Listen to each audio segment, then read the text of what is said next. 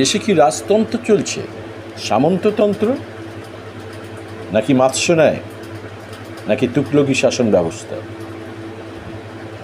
নির্বাচন কমিশন করছেটা কি?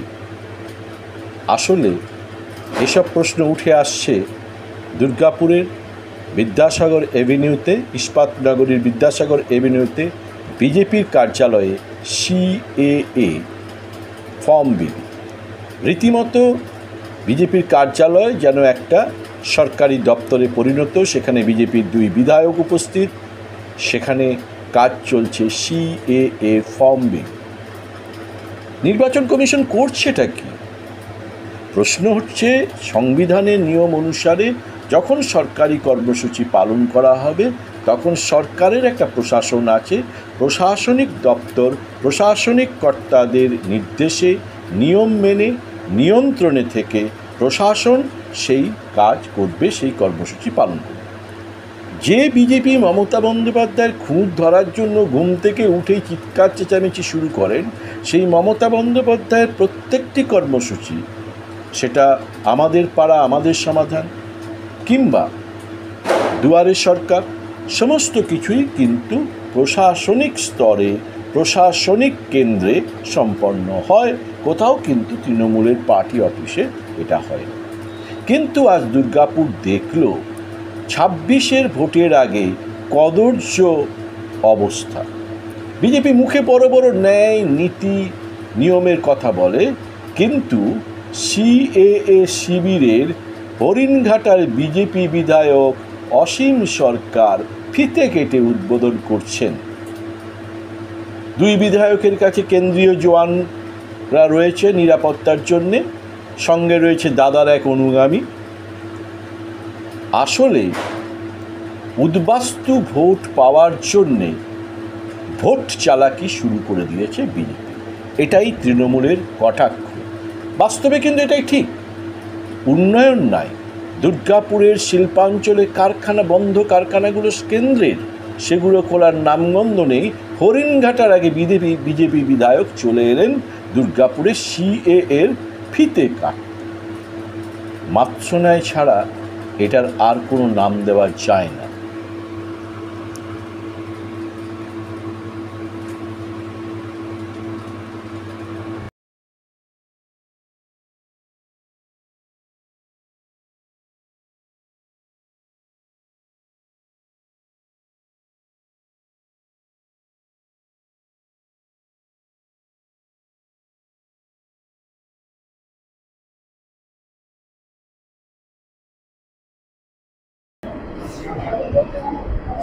আজকে সিএএ সচেতনতা শিবির, এটা তৎসঙ্গে সিএএতে অ্যাপ্লিকেশন যাতে মানুষ সঠিকভাবে সহজে করতে পারে সেই সিএএ ক্যাম্পের ব্যবস্থা করা হয়েছে এই চণ্ডীদাস মার্কেট।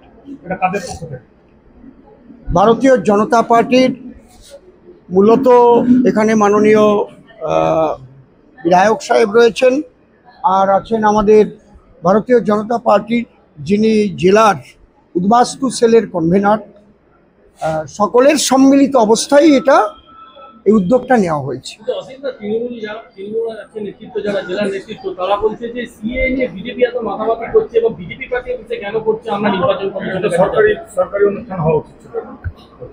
দেখুন, তৃণমূল কি বলল তা যদি শুনতে হয় তাহলে মানতে হবে যে মহাভারত লিখেছিলেন নজরুল ইসলাম। তৃণমূল কি বলল তা যদি মানতে হয় তাহলে মানতে হবে চাঁদে গেছেন ইন্দিরা গান্ধী। এই জন্য ওদের কথা যত কম বলবেন আর যত তাড়াতাড়ি গদি থেকে উনি নামেন, বাংলার মানুষের তত মঙ্গল। উদ্বাস্তু সম্প্রদায়ের মানুষের জন্য ভারতীয় জনতা পার্টি যেটা করেছে, বিশেষত হিন্দুদের জন্য, ওপার বাংলা থেকে ভারত ভাগের বলি, যে হিন্দু সম্প্রদায়ের মানুষ পালিয়ে পালিয়ে ভারতবর্ষে আসতে বাধ্য হয়েছিল, তারা মা বোনদের ইজ্জত রক্ষা করবার জন্য এবং নিজের জান মান রক্ষা করবার জন্য 14 পুরুষের ভিটাবাড়ি ত্যাগ করে তারা ভারতে এসেছিল। তারা জানতো না যে পালিয়ে পালিয়ে ভারতে এলে কখনো নাগরিকত্ব পাওয়া যায় না। পালিয়ে পালিয়ে এলে কিংবা পাসপোর্ট করে এসে চুপি চুপি থেকে গেলে তাকে বলে ঘুষপেটিয়া বা অবৈধ অনুপ্রবেশকারী বা ইলিগেল মাইগ্রেন্ট। এই ইলিগাল মাইগ্রেন্ট থেকে মুক্তি দিয়েছে, যেটা পৃথিবীর কোনো দেশ আমি বলছি চ্যালেঞ্জ করে আজ পর্যন্ত ইলিগাল মাইগ্রেন্টকে তারা নাগরিকত্ব দেওয়া তো দূরের কথা, আবেদন করার সুযোগটুকুও দেয়নি।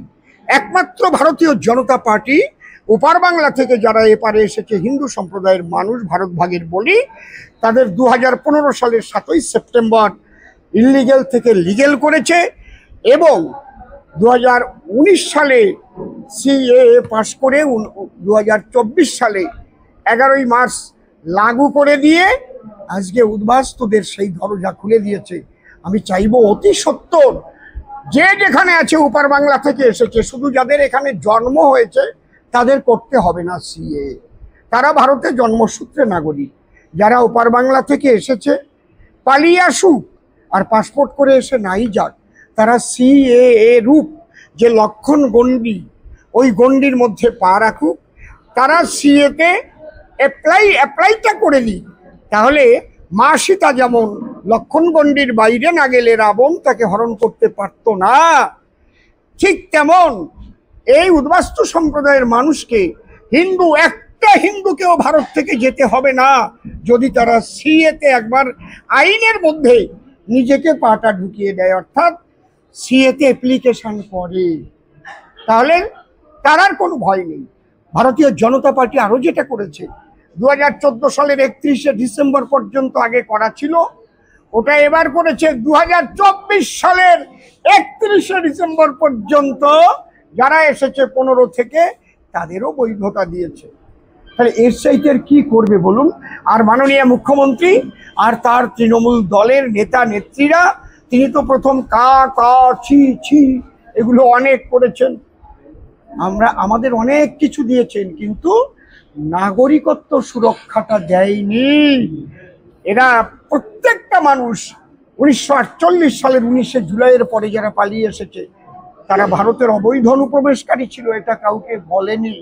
উনি জানতেন, যে জন্যে এনাদের ধরবার জন্য উনি নিজে চার্ট করে সেই লোকসভার স্পিকারের মুখে সে কাগজ ছুঁড়ে মেরেছিলেন, এদের কেন ধরছেন না, এনআরসি কেন করছেন না। আজকে ভারতীয় জনতা পার্টি এদের নাগরিকত্ব সুরক্ষা দিচ্ছে আর ওনার জ্বলন উঠেছে, তাই না? এই শয়তানি বুদ্ধি উনি ছাড়ুক। এত বড় ষড়যন্ত্রকারী আর এত বড় মিথ্যাবাদী, এত বড় শয়তান মুখ্যমন্ত্রী আমার জীবনে এখনো আমি চোখে দেখিনি। দুর্গাপুরে সেই 31 নম্বর বিদ্যাসাগর পার্টি অফিসে কি বলবেন? সিএ ক্যাম্প ওখানে এবং ওখানে দুই বিধায়ক থাকার কথা। সিএ ক্যাম্প করছে আমি আপনার কাছে শুনলাম, আমি আগে জানি না। তো সিএ এটা পুরোপুরি তো সরকারের ব্যাপার। তো সরকার যদি কোনো বিধায়ককে যে কোনো পার্টির কার্যালয় করে, এটা সম্পূর্ণ নিন্দনীয় ব্যাপার। এখানে সাধারণ মানুষ তো যেতে পারবে না।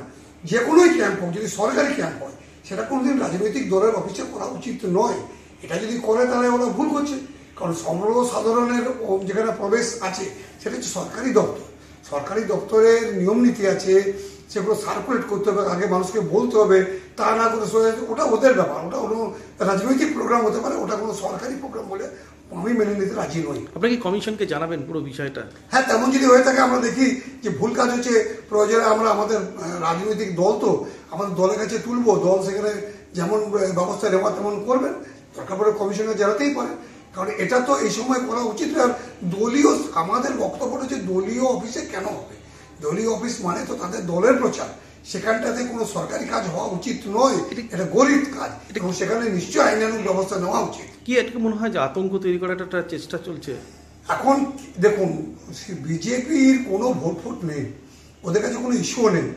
আমাদের বাংলায় যেখানে আপনারা দেখেছেন, যেখানে মনরেগা থেকে আরম্ভ করে প্রকল্পের হাজার হাজার কোটি টাকা, লক্ষ লক্ষ কোটি টাকা আটকে রেখে দিয়েছে, মানুষের জন্য চিন্তা করে না, সেখানে তাদের কাছে ইস্যু নেই। মানুষের কাছে গেলাতে পারে, ওরা মারধর খেতে পারে। এই মানুষ তার বকেয়া পয়সা পাচ্ছে না, কাজ করেছে নেহাতি আমাদের মুখ্যমন্ত্রী মানবিক মুখ আছে বলে আমাদের রাজ্য সরকার নিজের তহবিল থেকে টাকা দিয়ে চালাচ্ছেন, কিন্তু বাংলার আবাস যোজনা, বাংলার মনরেগা এগুলো আটকে রেখেছে। তারপর আবার সিএ ক্যাম্প করতে আসছে। মানুষ তার জবাব দেবে, ব্যালট বক্সের জবাব ওরা পেয়ে যাবে 2026-এ। ঠিক আছে।